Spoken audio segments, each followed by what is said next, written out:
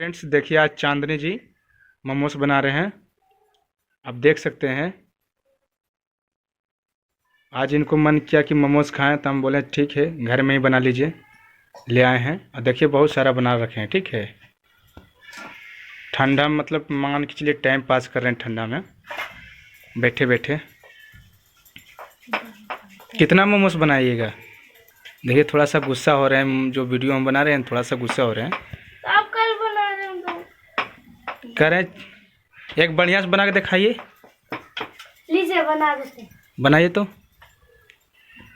देखिए, इसमें भरें।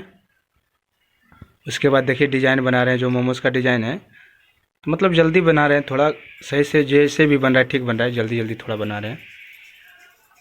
देखिए ये मोमोज तैयार हो गया। थोड़ा बड़ा बड़ा बनवा रहे हैं ज़्यादा, कि घर में ही खाएगा कोई। तैयार हो गया।